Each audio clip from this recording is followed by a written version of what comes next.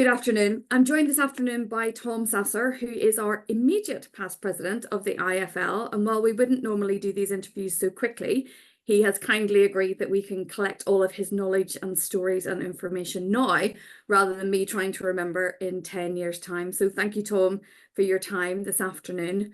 Before we dive into the IAFL, can you just give everybody a brief resume of your career? I'll do my best. I started practicing law in 1995 with my father, Don Sasser, who is a fellow of the Academy and a former president himself. I practiced also with my law partner, initially George Sasser, who is at the present time vice president of the International Academy. Became board certified about 5 years later, a member of the American Academy and the International Academy 5 to 6 years after that. Shortly thereafter, I became the treasurer of the IAFL, where I served under, I believe it was 6 presidents as treasurer, and then on to president-elect and eventually on to president. I am currently the first vice president of the American Academy. I practice in West Palm Beach, Florida. I'm very fortunate to have a wonderful firm, Sasser, Sasser, and Roy. I practice currently with 2 fellows of the International Academy, and I was fortunate to practice with my dad before that, as I said before. So we have a long history with the International Academy, and it's a very important part of our firm and our practice. So tell me about your career and your day job. Are there sort of 2 or 3 career highlights or client stories that stick out? You know, my practice There's maybe many. My practice is an interesting one. I tend to represent a lot of high net worth individuals, which so many of us do, but also a lot of celebrities, athletes, etc. I don't talk about them too much in their private lives because I let them be the celebrity or the athlete, and I'm their lawyer. But I would say one of the most interesting, one of the most fun cases that I ever handled at the time was a case with George. It was an international case referred to us through an International Academy fellow, where we were helping enforce at the time what was the largest ever decree out of the UK. And the husband had fled the US, had tried to hide his assets in Bermuda and in other places around the US. We were one of the jurisdictions where he owned a very large mansion. It was the second largest home in Palm Beach. And so there were enforcement efforts all around the globe. And George and I were the first, and we were actually very fortunate. We were able to break the Bermudian trust here, get to attach the assets in Palm Beach, and that led to an overall settlement of the case worldwide. Lots of fun dealing with experts on Bermudian trust law and all the issues. You literally broke the Bermuda Triangle. Right. So yes, indeed. Those kind of things are very fun. The intellectual challenging ones, where you're trying to sort through the complexities of numerous jurisdictions, are the ones that are the most fun. The ones that get the most attention are the celebrities, the athletes. Those are certainly always interesting and wonderful people to meet, but their cases actually tend to be a lot less complex, a lot less intellectual. It's more about what do they have, trying to protect their privacy. But there are too many stories about those folks to tell. But it's the ones, and I've been really fortunate. I've done some really very interesting cases, multi-jurisdictional cases over the years with IAFL fellows, and people who eventually became IAFL fellows in places that you just don't normally think about. I'm lucky because Palm Beach is the gateway, South Florida in general, to the Americas. Yeah. A large portion of my practice involves the Caribbean, South America, Central America, and it's a haven, believe it or not. Lots of cases that involve Russia. We have a very large Russian immigrant population, as well as a popular destination in Europe. And so it's a great place to be. I'm very, very fortunate among the very best cities in the US to have an international based practice. New York, South Florida, Los Angeles, those kind of places are very lucky. And so I count myself very, very fortunate to be in a great place to do what it is that I get to do every day. Every case is like an exam book question. Yes, that is not uncommon, is that we are issue spotting all day long to try and find it. And then once we spot the issue, then we have to find a solution to that issue that nobody else has seen before, or that very few Exactly. people have seen. So that's my day to day. Exactly. So what top tips would you give young family lawyers today? I think sort of what my father passed along to me, I would say get involved early with your local bar, and then eventually your state or domestic bar, your city bar. Then get in for an American fellow, it's the American Academy, the International Academy, but strive to be the best. The more you do to improve yourself, whether it's writing articles, giving speeches, joining these organizations, the better quality of the client you're going to get, the better quality case you're going to get, which is why we all do this. You would hope is that we want to be stimulated. We want to do the interesting work. And, I think the academies for a lot of people, unfortunately, are underrated, both the American and the international. My very best friends in the world emanate from both of those because they share my professional goals, but they also have a lot of the same life experiences for a variety of reasons. And the fellowship aspect of those organizations, which are hard to get into, and it takes a great deal of work to build your reputation and your career, but the payoff for that is many times over what the effort that is actually put in. But people don't realize that, so they don't work hard at the beginning. Mm, And I tell that to my associates as well, is that the more effort you put in at the beginning, which it feels like that's when you can't because you have a young family, is put the effort in at the beginning because it just grows exponentially over time. It's like an investment where if you invest early, the interest that's paid compound. on that grows. No, I know. It's interesting because my head of team, when I was an associate, she always said you needed to be very in capital letters at something. And Correct. if you're very at something, whatever that something is, then similar to that, you then build on that hook. And I So think that's the thing, be a specialist in something in our field, even, yeah, be the best person at knowing everything there is to know about child support or everything there is to know about something. And I did that. I picked special topics that I read everything on that I could get my hands on, wrote articles on, and so that I became the go-to person. And once you become the go-to person on one topic, yeah, then quite easily you branch into others and people expect you to be the expert on those other areas as well. And it's easier to become an expert in those areas. yeah, makes perfect sense. So what advice would you give looking back to your younger self? Oh gosh. You know, it might actually run a little counter to what I just said a minute ago. I think that committing early and devoting the time to it is important, but probably being a little bit more mindful of the time when you aren't doing those things to advance your career.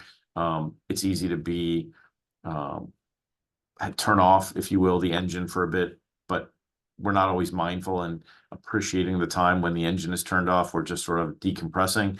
And I think there needs to be, I wish I would have been maybe a bit more mindful in my decompression and enjoying those moments when I wasn't running the engine or burning the candle at both ends.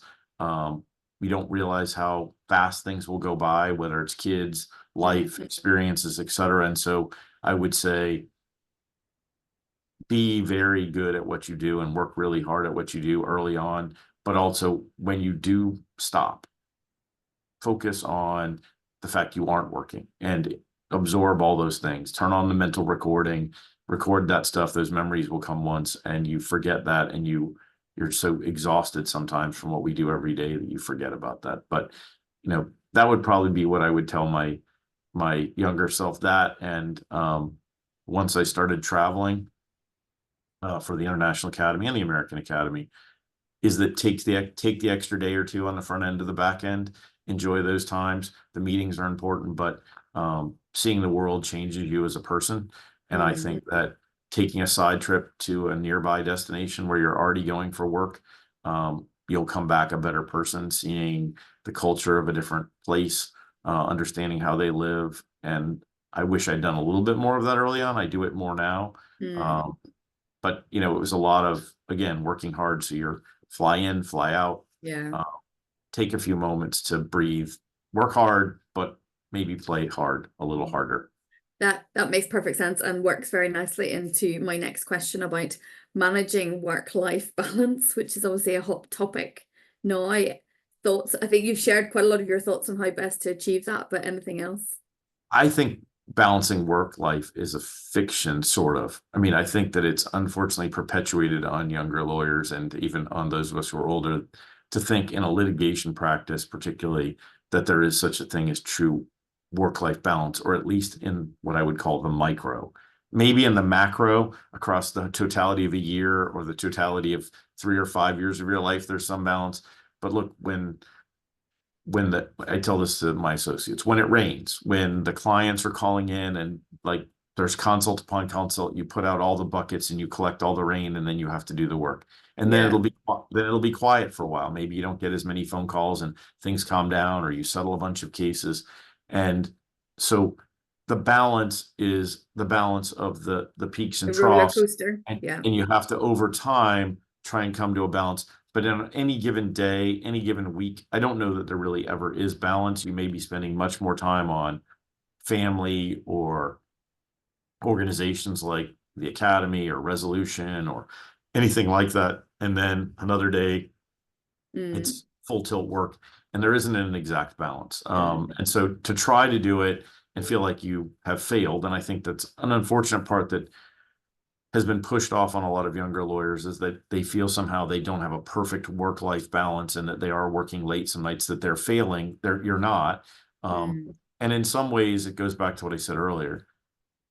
It's the totality of your life. And so pouring on the coal into the engine for a bit when you're young and you can, and you have the stamina, will pay off with the ability to do things later in your career where you can savor some of the options that are available to you, is part of that balance. But I just don't think there really is a perfect balance. And it's always trying to do the best you can in adverse circumstances, because litigation is not manageable. You can't predict what's going to happen next in your cases. And so it's more managing the chaos than it is really having true balance, I think. I think that makes sense. And also we complain when we have too much and we complain when we have too little. So there is no happy outcome at all. So there It's isn't. And never, we panic after 3 days and think the world is going to end if we've suddenly, as you said, settled things, or something has suddenly finished. And then suddenly something happens the next day and it's all fine again. but to the young lawyers out there, I would say, in the work-life balance, in light of what you said, Suzanne, is that too many lawyers, particularly when things get slow, they settle a case and they feel like suddenly their workload has cleared up a little bit. They immediately will take on feeling like, oh no, I'm going to be without work. They'll take on a bad case or a bad client, Totally agree to them. rather than savoring the time, using that time that's just been freed up to do family stuff or personal stuff, hobbies. Instead, you take on a bad client because you feel you need to fill your dance card, and Which now always suddenly backfires. you're saddled with this very, very bad client or very bad case. So don't be afraid to take a break because you've settled some work. There'll be other good cases that will come along, and be as discerning when you're slow about what you take as you are when you are swamped. And that's a very hard thing for all of us to balance, but I think it's one of the greatest skills you develop as you go along in practice. Is it's a good case whether you're busy or slow. It's a bad case whether you're busy or slow. No, exactly. I think that's spot on. So let's turn now to the IAFL. When did you first get involved? Did you go to conferences with your dad? How did it happen? I really don't think I ever went to any International Academy conferences as a non-lawyer guest of my father. I did to the American Academy, not to the International Academy. My sister went to some of the International Academy meetings with him as a guest. So really, I certainly knew about the Academy growing up, as my father traveled all the time from the time I was small, going to the meetings often in London in December that the executive committee had. And so I would know they would be going off to those meetings.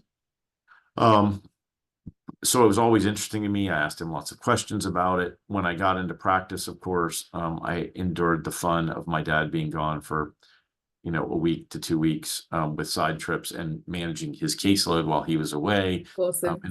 In those days, we didn't have, of course, cell phones and email. And Faxes even.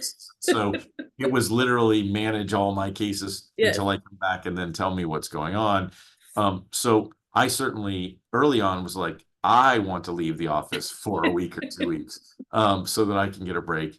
But it was a goal for me early on to become board certified, which is a requirement from Florida, and then to get in the American Academy and the International Academy. And I did so relatively quickly.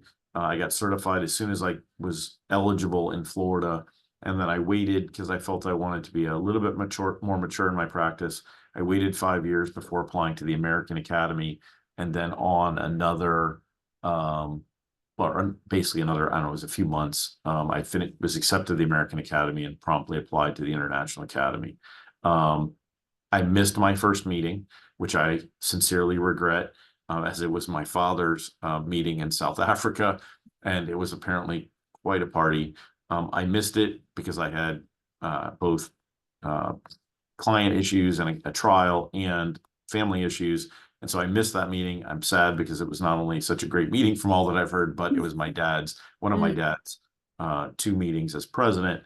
I did make it to my first AGM the following year to the meeting in Russia in St. Petersburg, which was my dad's second meeting, which was near and dear to my heart. I had studied Russian in college. I traveled to St. Petersburg and all over Russia numerous times before then. I helped my parents in planning it as far as excursions. So that was my first meeting.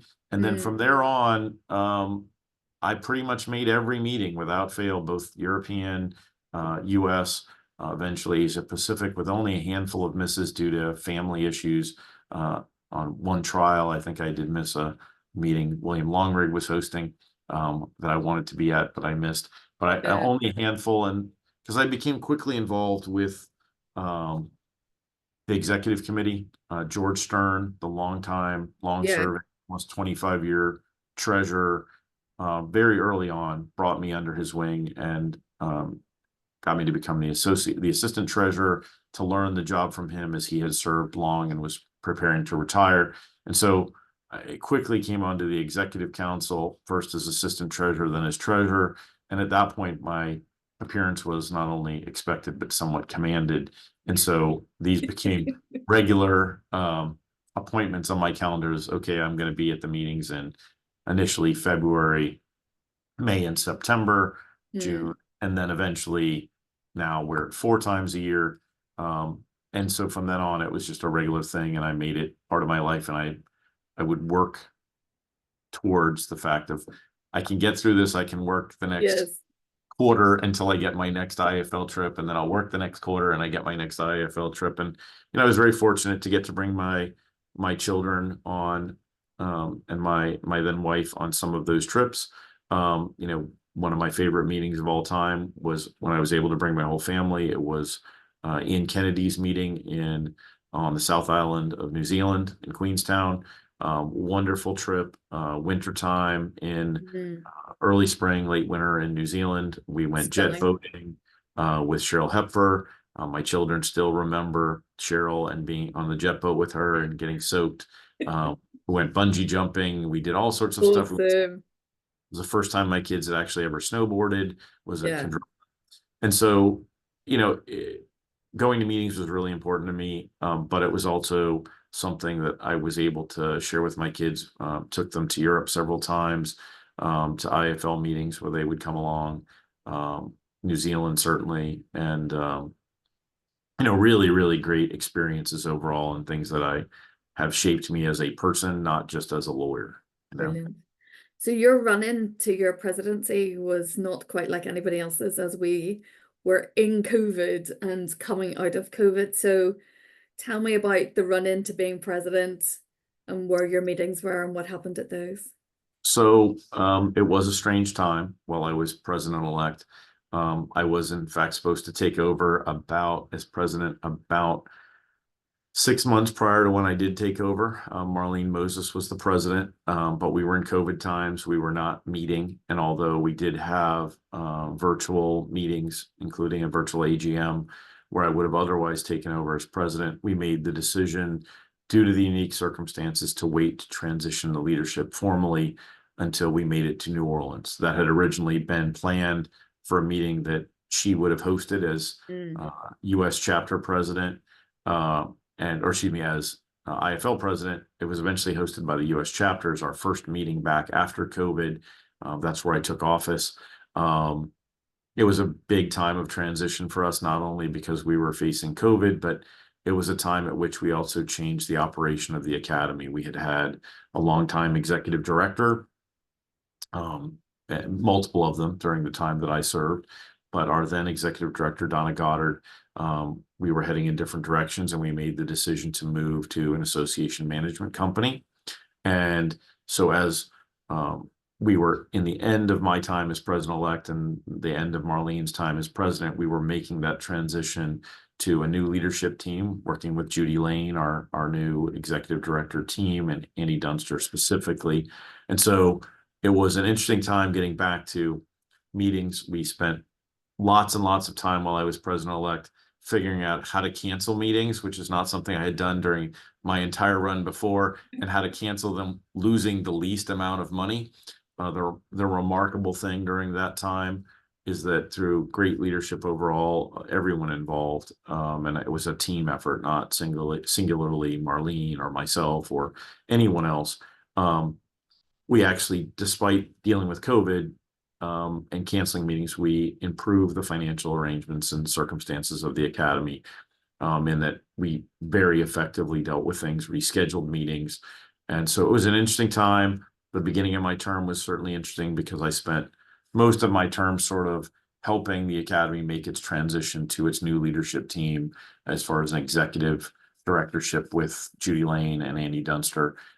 They've been a fabulous team, but there was a lot to learn. We've been around for quite a while. And so that was a big part of my time as president, was helping make that transition. There were lots of other projects, but that was one of the big ones, is getting us well situated with the team for a long-term run. Hopefully we'll be with Judy Lane a long time, and Annie. Yeah.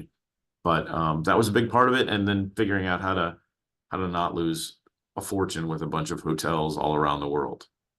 Because you had to switch locations with one meeting, I think. So for me personally, once I was president, we certainly had a variety of issues. I had trouble going to Morocco. We had planned a meeting there. That was the goal, is that we would be in Marrakesh. I was on my way for the first site visit. I had met the assistant treasurer, Jason Amy, to fly there to do the site visit with me. We were in New York, about to board our plane, when we learned that by the time we would have landed in Morocco, they would have closed the borders and we would not actually be allowed to leave. They were unsure how the U.S. would get us out. And the last closure during COVID, they had been closed for almost a year, the borders in and out. In fact, our team from Judy Lane, who was there to help us, they actually only escaped essentially just before the border closure. They had landed, turned around, and jumped on a plane.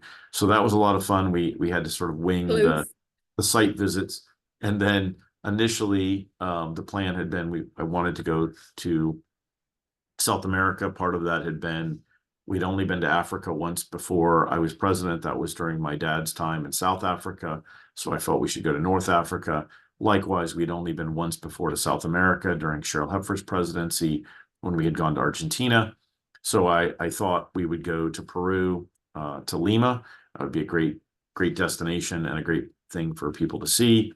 However, due to civil unrest in Peru, we unfortunately had that meeting to Chile, and we were very, very lucky. We had a lot of supportive fellows from Santiago, and we were able to make that pivot relatively quickly after the civil unrest broke out in Peru. And in fact, Santiago was a great destination, and as good or better than we could have hoped for in Peru. And thanks to the help of our fellows and the great team at Judy Lane for getting everything resituated. But yes, a little bit of chaos. I'm certainly not the only president that has incurred that. I helped relocate Cheryl Hepford's Budapest, that one, yeah. Israel to Budapest on very short notice with the help of William Longrig and many others, who I think we had 6 or 7 weeks to move and pivot. Yeah. It's sort of the modern way. There's so much chaos in the world now that all the meetings, and I I hope the rest of the leadership team in coming years doesn't have to do this, but it's certainly something that I expect we'll face On the more. horizon. No, I totally agree. So the other two, you had three goals during your presidency. So one was to take us to South America and to Africa. Tell us about the other two goals. Well, certainly I wanted to work on the bylaws. You were a big part of that process. The goal had been to revamp the bylaws. It turned into a bit more of a project than we expected. We didn't realize Always. that at the time that New York law for not-for-profits had changed very, very significantly to the point that we could not continue under New York law to operate. We spent a great deal of time trying very hard to see if we could make New York work. We could not, so we made the decision to try to shift to Illinois, which we are unfortunately still in the process of, unfinished, but hopefully finished soon. But we've done the legwork. Edging closer to the finish line. We've made the request to the New York Secretary of State to shift us to Illinois. Hopefully, in the near term, by the time the next president does an interview, we will be a New York incorporated entity rather than Illinois incorporated entity rather than Exactly. incorporated entity. But that was one of the goals, was the bylaw revisions. The bylaw revisions were done.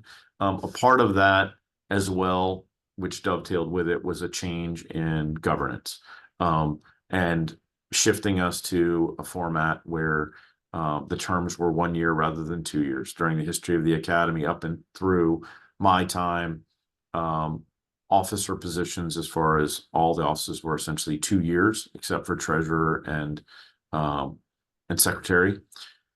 And even then, there were periods where they were 2 years in duration. But in order to have broader depth of leadership, greater exposure and opportunities for fellows around the world, one of the goals was to shift our governance structure to 1 year terms, to allow more people to serve from around the world. And we did accomplish that. Mind you, it's wrapped up in the changes that we're accomplishing with our moving our organization on the bylaw changes, but it was a governance change.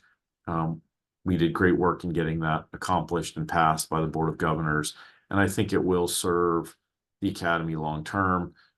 My immediate successor, Rachel Kelsey, who's president now, will be the last of the two-term presidents.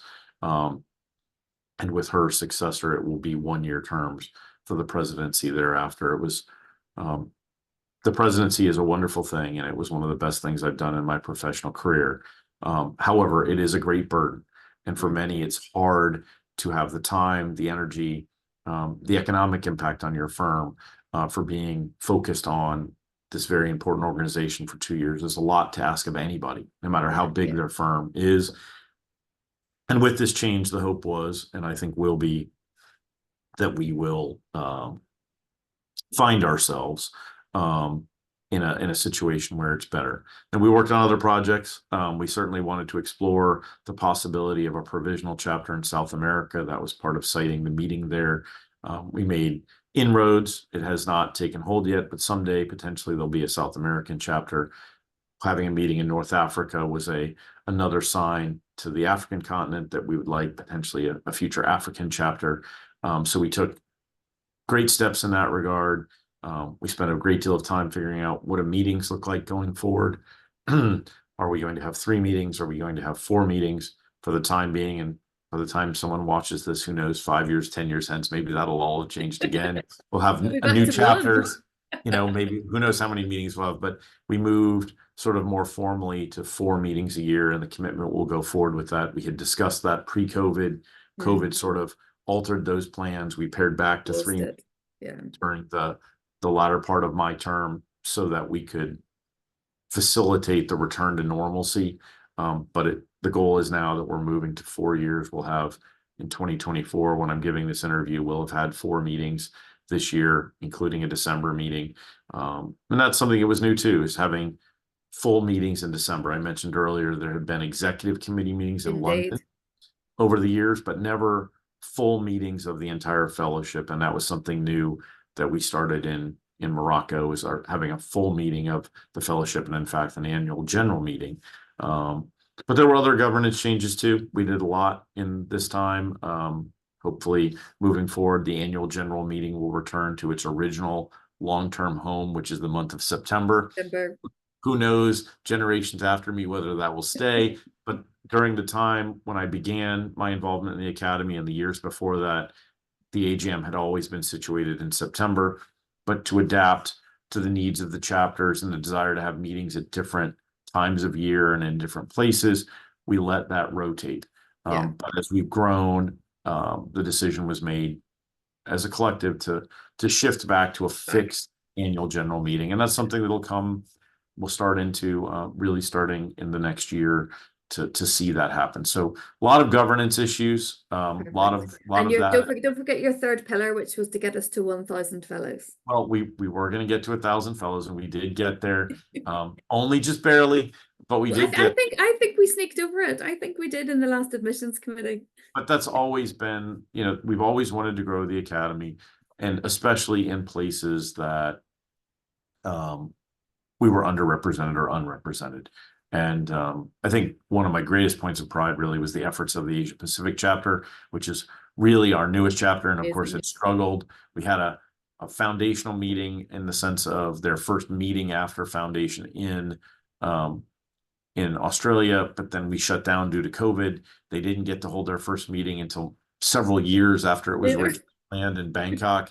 And yet, despite all of that, during my time, Corinne Remedios and her executive committee did just a wonderful job of getting fellows, not only adding to the places where we had them, but finding new jurisdictions. And the Asia Pacific chapter, probably more than any other, contributed to the growth that got us over the 1,000 fellows. And I hope that growth will continue. There's no reason we're still underrepresented, even in the United States, certainly in continental Europe. And so there's lots of room for us to grow, to find the very best lawyers in the world. It's an ever growing effort to try and find the best, and in everywhere we go.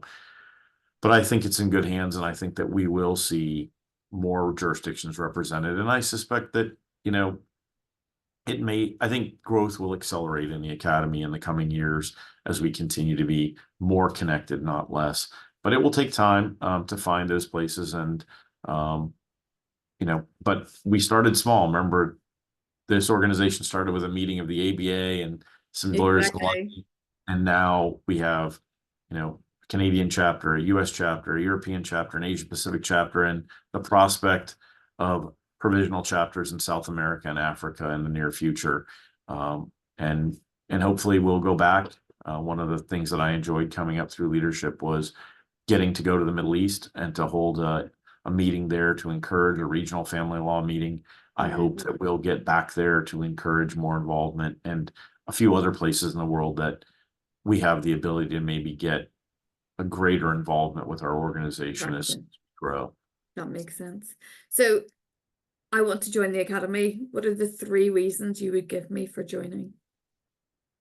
Oh, I don't know if they would be in any particular order. That's the hard thing. I could give lots more than 3. I think for me personally, I guess I would probably rank number 1, although it's not the reason most people join, is the friendships and the fellowship of the organization and the connections that it makes both personally and professionally. That's probably the number 1 reason. It's not the reason that most people understand. And it's sort of, you join and then you realize that's why you joined, but you don't know it at the outset.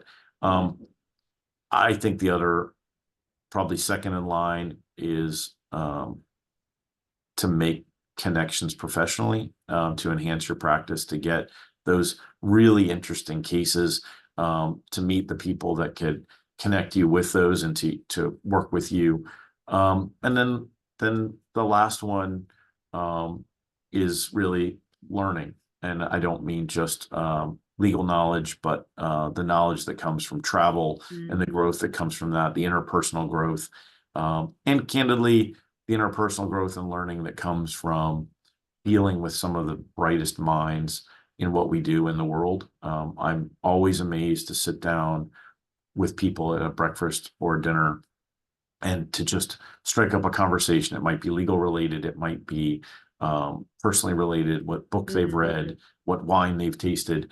I have grown as a person in ways I could never express because of the minds of Academy Fellows that I got to explore at a informal over a dinner or meal, whatever it is. And that's a very special part of it, and that's why you should join, because we all want to be more interesting, better people, and those things are not always noticeable on paper. No, no, and I, as someone who has been a fellow, because thankfully I did join, I completely concur with all of that, which is, yeah, because I remember the senior partners at Withers going to your dad's conference in St. Petersburg when I was a very junior associate. So I do. So that's, you know, that it has that, you know, when we're coming up through the family teams, it filters through as it did with you. And those You know, things are always it's amazing. bonuses. But so many people are like, well, I want to join because I want to get cases. I want to join because I want to raise my hourly rate. I want to join because, and those are all great reasons to join. And they're things that people are going to think about. And they're the things that motivate so many people on paper. It's the intangible stuff that really at the end turns out to be the benefit and why you should join, but you don't know that necessarily Until, when you're looking yeah, at the form. till you're through the door. So what's your vision for the future for IAFL? You know, I would like to see us have chapters probably in both South America and Africa. I'd like to see the fellowship grow by at least another 50% in the near to moderate term, not immediately, but certainly I see no reason why we don't have 1,500 fellows around the world, eventually 2,000, hopefully. And that comes with expanding and us being inclusive of all international family lawyers, not strictly continental Europe or the US or Asia Pacific. So I think that's really important. I hope that we will work hard as we grow, and we will grow, I'm certain, to maintain that collegiality, that fellowship, the connection that so many people feel when they go to meetings and they feel welcomed because they know people, but they are also welcomed by people they don't know, and that it's inviting. Lots of work has been put in my time from when I started serving on the executive committee until now, to make sure that we're welcoming and that people, first time at a meeting, 10th time at a meeting, that they feel they're welcome and that they have friends they can connect with. And I truly hope that we never lose that sense of closeness, despite how big we may become. It's really special and really important. So some of the other interviews I've done, the past presidents have now retired. You are sadly, I don't think, very close to retirement. So what are your next goals? Well, my goal is to retire, unlike maybe some of our other past presidents who will literally keep going forever. I am probably a little over a decade, maybe a little more than a decade on from what I would when I would like to retire, and I will try and hold myself to retiring before I'm 70, before my dad retired. But I expect and plan, as I'm in line to be president of the American Academy about 18 months from now in November of 2026. So that's certainly a goal. I have professionally made it a goal. I give a lecture for Florida, for the Florida Bar and the Florida chapter of the American Academy. I committed to 10 years. I crossed 10 years of doing this lecture keynote speech twice per year. I crossed over the threshold in January of the halfway mark, and in May beyond the halfway mark. So I'm counting down the days till I no longer give this very difficult speech and write a book that's worth about 150 pages a year of case law summaries. But more than that, I think my goal is that I have done a great deal in my career, both with clients and actual work, as well as trying to give back to legal community. I honestly, after I'm done being American Academy president, plan to enjoy things a bit more, to travel and enjoy the Academy, to be with my wonderful wife, Heather, and to see the world a little bit, and for fun, and not be running meetings and attending first-timer dinners and doing all those things. But sounds like a great plan. But I will be there for those in leadership who need me, who have questions or advice. when called upon, but I plan to and I hope that future leaders will do this too. I do plan to step back. I was very, very active for a long time. I think it's important that those that follow me set their own course and direction for the academy, and that it not be directed by those who've come before, but by those who are currently in the trenches and are setting a pace and a course. And so I will be less involved than I have been, but I will be watching from the sidelines and enjoying. And looking after us still. Where I'm asked to. Excellent. Tom, thank you very much. That's all amazing. Thank you. Thank you, Suzanne.